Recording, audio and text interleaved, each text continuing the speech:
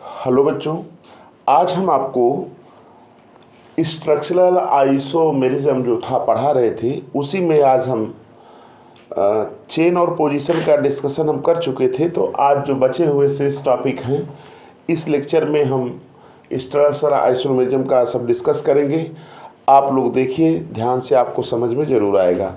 तो चलिए हम शुरू करते हैं। आपका टॉपिक क्या? Functional isomerism. देखिए, फंक्शनल आइसोमेरिज्म करके पूछे या फंक्शनल ग्रुप आइसोमेरिज्म करके पूछे, दोनों में एक ही लिखा जाएगा। तो चलिए एक एग्जांपल देखिए, यहाँ पे है, देख रहे हैं इसका C3H6O है ना। ये आपका क्या है? मॉलिक्यूलर फार्मूला है। मॉलिक्यूलर फार्मूला, देखिए ये मॉलिक्यूलर फार्मूला है। और ये जो मॉलिक्यूलर फार्मूला है, इसके दो कंपाउंड्स बन रहे हैं। एक देखिए इसका भी मॉलिक्यूलर, ये आपका कीटोन है और ये आपका क्या है? एल्डिहाइड है। तो दोनों का मॉलिक्यूलर फार्मूला देख रहे हैं, यही सेम है, C3H6O। देख लीजिए, अगर दिक्कत हो रही है तो आप काउंट करके देख लीजिए कि यहाँ देखिए 1 2 3 कार्बन C3H336O। यही हाल यहाँ पे भी देखिए 1 2 3 कार्बन C3H, दोनों का है ना। तो चलिए देखिए, अब जैसे आपसे डिफिनीशन पूछे तो आप याद रखिएगा कि ये दोनों क्या हैं आपके, ये दोनों क्या हैं आपके? Functional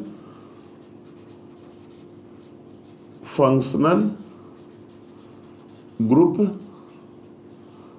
isomer. क्यों फंक्शनल ग्रुप आइसोमर है? इसलिए कि इनका जो है मॉलिक्यूलर फार्मूला सेम है। MF माने मॉलिक्यूलर फार्मूला क्या है? सेम है। ये डिफर किस में कर रहे हैं? Differ in the nature of functional group, है ना। ये इनका मॉलिक्यूलर फार्मूला सेम है, लेकिन डिफर कहाँ कर रहे हैं? फंक्शनल ग्रुप के नेचर में। इसलिए दोनों क्या होंगे? फंक्शनल ग्रुप आइसोमर होंगे। और ये फिनोमिनन क्या कहलाएगी? Functional group isomerism. तो चलिए इसकी डिफिनीशन बता देते हैं। डिफिनीशन में क्या लिखेंगे भाई? देखिए, नोट करिए हम यहाँ पे, those compounds which have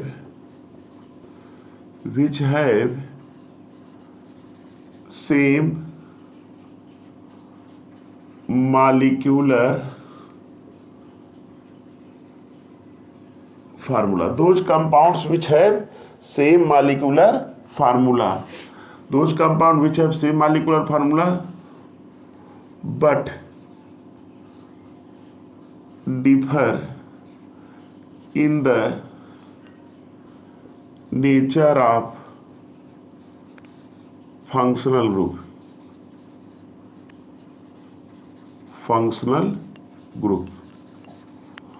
Those compounds which have same molecular formula but differ in the nature of functional group called functional group. Functional group isomer. And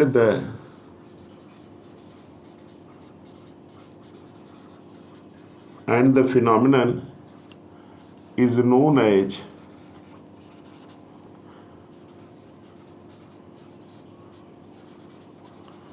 functional group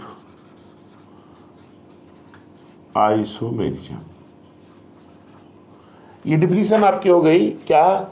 कि those compounds which have same molecular formula but differ in the nature of functional group called functional group isomer, and the phenomenon is known as functional group isomerism.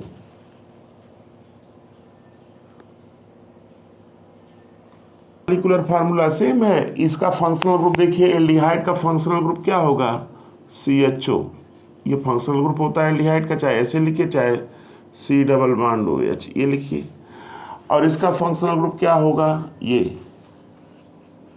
तो दोनों क्या हो गए? Functional isomers हो गए। तो चाहे फंक्शनल ग्रुप आइसोमेरिज्म कर दीजिए या फंक्शनल आइसोमेरिज्म, दोनों सेक ही है। नोट कर लीजिएगा। इसका एक एग्जांपल और हम आपको बता दे रहे हैं, चलिए नोट करिए इसको। ये एग्जाम्पल नंबर 1 था। और एग्जाम्पल नंबर 2 भी बता दे रहे हैं। ये आपका क्या है, एग्जाम्पल नंबर 1 है ना। चलिए इसका एक दूसरा एग्जाम्पल देख लीजिए, एग्जाम्पल नंबर 2। जैसे देखिए ये C2H6O है, ये मॉलिक्यूलर फार्मूला है, मॉलिक्यूलर फार्मूला, मॉलिक्यूलर फार्मूला ये। अब इसके 2 आइसोमर बनेंगे। ये देखिए एक का बनेगा CH3CH2OH, चाहिए लिखिए, चाहिए लिख दिए C2H5OH, देख रहे हैं ना, C2H6O है। इसका दूसरा बनेगा CH3,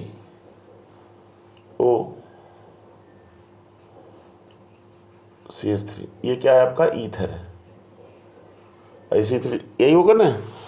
तो अब ये देखिए ये आपका एल्कोहल है, ये आपका क्या, ईथर है। तो ये दोनों क्या हो गए आपके, फंक्शनल ग्रुप आइसोमर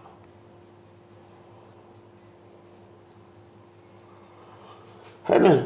तो ये देखिए दोनों का देख लीजिए भाई ना, 1 2 2 कार्बन 3 3 6 हाइड्रोजन, एक ऐसे नहीं है, ईथर हो गया। यहाँ पे देखिए 1 2 2 कार्बन 3 5 6 हाइड्रोजन है ना। दोनों का मॉलिक्यूलर फार्मूला क्या है, यहाँ सेम है। तो मॉलिक्यूलर फार्मूला तो दोनों का सेम है, इसका भी मॉलिक्यूलर फार्मूला यही है, इसका भी मॉलिक्यूलर फार्मूला यही है। लेकिन यहाँ देखिए ईथर है, क्या है, एल्कोहल है। तो ये दोनों क्या हो गए आपके, फंक्शनल आइसोमर हो गए। तो इसको नोट कर लीजिए। तो ये था आपका डिफिनीशन, और एक ये आपका हो गया। अब देखिए ये मेटामर्स और मेटामेरिज्म क्या होता है, ये भी बहुत इंपॉर्टेंट है, पूछा जा सकता है। मेटामेरिज्म कहते किसे हैं। मेटामेरिज्म जो होता है, इनका मॉलिक्यूलर फार्मूला सेम रहेगा, लेकिन केवल इनका डिफरेंस क्या होगा, नेचर ऑफ एल्काइल ग्रुप। देख लीजिएगा, जैसे those compounds which have same molecular formula but differ in the nature of alkyl group, वो alkyl group किससे अटैच्ड होगा, attached to same polyvalent atom और functional group such as oxygen, sulphur, NH, carbonyl group है ना। इसको ketonic group भी कहते हैं, कीटोनिक कभी कहेंगे जब 2 एल्काइल ग्रुप से जुड़ जाएगा तो उसको कीटोनिक कहा जाता है। तो ये इस ग्रुप से अगर जुड़ा हुआ एल्काइल ग्रुप होगा तो डिफरेंट होगा। तो ऐसे कंपाउंड को क्या कहेंगे, मेटामर्स कहेंगे, और फिनोमेनन क्या कहलाएगी, मेटामेरिज्म। तो डिफिनीशन आपकी बन गई, those compounds which have same molecular formula but differ in the nature of alkyl group attached to the same polyvalent atoms are functional group such as oxygen, sulphur, NH और CO etc are called metamers and the phenomenon is called metamerism। याद रखिएगा ये same homologous family के होंगे। Metamers हमेशा क्या होते हैं, सेम होमोलॉगस फैमिली या सेम क्लास ऑफ कंपाउंड्स होते हैं। चलिए एग्जांपल से समझिए। देखिए एग्जांपल में जैसे देखिए C4H10O है, C4H10O ये मॉलिक्यूलर फार्मूला है, क्या है ये, मॉलिक्यूलर फार्मूला ये है। अब इसके देखिए एक आइसोमर बन गया C2H5 और C2H5, ये ईथर है, ये क्या है आपका, ईथर है, और ये भी क्या है आपके, ईथर ही है। देख रहे हैं ना, एक ही होमोलॉगस सीरीज के हैं दोनों मेटामर्स, ईथर है।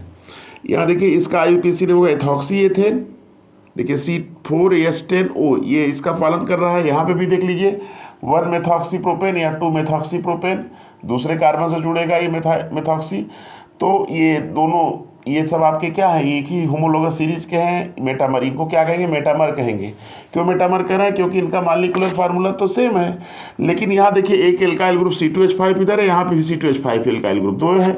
यहाँ देखिए एल्काइल ग्रुप एक क्या हो जाएगा, CH3O C3H7,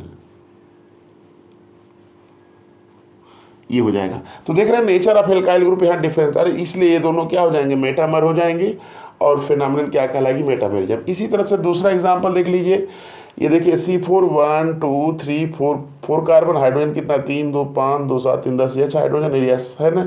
मालिकुलर फार्मूला इसका भी यही है, इसका भी मालिकुलर यही फार्मूला है। तो दोनों क्या हो गए आपके मेटामर। यहाँ nature of alkyl group different देख रहे हैं ना, यहाँ पे होगा इसमें CH3S C3H7 और यहाँ पे C2H5S C2H5 तो एल्काइल ग्रुप का नेचर क्या है, डिफरेंट है। ये दोनों क्या हो गए, मेटामर्स हो गए और फिनोमिनन क्या कहलाएगी, मेटामेरिज्म। तो इस तरह से आपका मेटामेरिज्म भी ये कंप्लीट हुआ। अब इसके बाद देखिए ये आपका टाटोमेरिज्म क्या होता है। पहली चीज़ ये दिमाग में बैठा लीजिए कि जो टाटोमेरिज्म होता है ये special kind of functional isomerism होता है।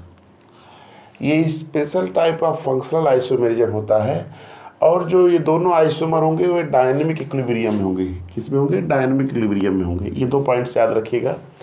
चलिए ये टाटोमेरिज्म में क्या होता है, it arises due to the migration, याद रखिए ये पॉइंट याद रखें, migration of hydrogen atoms from one polyvalent atom to other within the same molecule with necessary rearrangement of linkage. The isomer thus obtained are called tautomers and phenomenon is known as tautomerism. ये tautomerism की definition है। ये एक तरह से आपका functional group isomerism होता है, special type of functional group isomerism. एक पॉइंट ये ध्यान दीजिएगा कि जो टाटोमेरिज्म होता है इसको हम डेस्मोट्रोपिज्म भी कहते हैं, डेस्मोट्रोपिज्म, ये याद रखिएगा। अब ये 2 तरह का होता है, एक होता है डायड सिस्टम और एक होता है ट्रायड सिस्टम। होते तो कई, ये आपका डायड सिस्टम क्या होता है, देखिए इसमें याद रखिएगा, this type of tautomerism involves 1 to migration of proton, 1 to migration of proton from one polyvalent atom to the other within the same molecule with necessary rearrangement of linkages. देखिए यहाँ देख रहे हैं ना, यहाँ पे हाइड्रोजन साइनाइड है, ये हाइड्रोजन का माइग्रेशन इधर हो जा रहा है ना, तो आपका ये साइनाइड, हाइड्रोजन साइनाइड है, ये क्या बन जा रहा है, हाइड्रोजन आइसोसाइनाइड। इस हाइड्रोजन का माइग्रेशन किधर हो रहा है, इस नाइट्रोजन की तरफ। तो ये आपका क्या होगा, डायड्स। अब यहाँ देखिए ट्रायड सिस्टम में क्या होता है, इसमें याद रखिएगा जो हाइड्रोजन माइग्रेट्स होते हैं, केवल हाइड्रोजन का माइग्रेशन होता है भाई, from one polyvalent atom to the third polyvalent atom. देख रहे हैं ना, जैसे ये देखिए आपका है इथेनॉल है और ये आपका विनाइल एल्कोहल, ये दोनों टाटोमर है। ये दोनों क्या है आपके, टाटोमर है। टाटोमर कैसे, देखिए जैसे देखिए CH2 ये आपका H है और यहाँ पे ये C है, ये डबल बॉन्ड O है, यहाँ पे H है। जैसे इलेक्ट्रॉन इधर शिफ्ट हुआ, इसका एक बनेगा क्या, CH2 डबल बॉन्ड हो गया C, और ये इधर जाएगा तो ये H इधर जुड़ जाएगा, यानी ये OH और ये क्या H बन जाएगा। तो देखिए आपका ये इथेनॉल है और ये क्या है, विनाइल एल्कोहल है। तो ये दोनों क्या हो गए आपके, टाटोमेर्स हैं। यहाँ पे माइग्रेशन देखिए क्या है, hydrogen migrated from one polyvalent atom to the third polyvalent. देखिए 1, ये 1 है, 2 है और ये 3 है। तो हाइड्रोजन का माइग्रेशन इधर हो रहा है थर्ड पॉलीवैलेंट इसकी तरफ, तो आपका ये बन जा रहा है। तो ये दोनों क्या हो गए आपके, टाटोमर हैं। तो ये टाटोमेरिज्म में याद रखिएगा, ये विशेष प्रकार का फंक्शनल ग्रुप आइसोमेरिज्म होता है। इसमें हाइड्रोजन का क्या होता है, माइग्रेशन होता है। तो ये आपका क्या हो गया, टाटोमेरिज्म हो गया। ये देखिए स्ट्रक्चरल आइसोमर का ये लास्ट है, रिंग चेन आइसोमेरिज्म। इसमें क्या होता है कि compounds having same molecular formula, देखिए मॉलिक्यूलर फार्मूला इसका भी वही है, इसका भी है, but possessing having open chain and cyclic structure. देखिए ओपन स्ट्रक्चर है, ये क्या है आपका साइक्लिक, तो ये दोनों क्या हो गए, चेन आइसोमर हो गए। तो ये फिनोमिनन क्या कहलाएगी, चेन आइसोमेरिज्म। इसी तरह से देखिए ये भी, इसका ये मॉलिक्यूलर फार्मूला है ना, ये हमें दोनों का मॉलिक्यूलर, इसका भी मॉलिक्यूलर फार्मूला यही है, इसका भी मॉलिक्यूलर फार्मूला यही है। ये देखिए इसका भी मॉलिक्यूलर फार्मूला दोनों का, इसका मॉलिक्यूलर फार्मूला यही है, इसका भी दोनों का सेम है, केवल डिफर कहाँ कर रहे हैं, देख रहे हैं ना, ये ओपन स्ट्रक्चर है, ये क्या है आपका साइक्लिक स्ट्रक्चर है। तो दोनों क्या हो गए, चेन आइसोमर हो गए। और ये फिनोमिनन क्या कहलाएगी, चेन आइसोमेरिज्म। तो इस प्रकार आपका इस लेक्चर में पूरा जो छूट गया था, जो बच गया था आपका स्ट्रक्चरल आइसोमर के अंदर के जो टॉपिक थे वो पूरी तरह से कंप्लीट हुआ। आप लोग इस लेक्चर को ध्यान से देखिए, आपको समझ में ज़रूर आएगा और अपने फ्रेंड के साथ आप शेयर भी करिए और आपको पसंद आए तो मेरे चैनल को लाइक और सब्सक्राइब भी करिए। थैंक्स।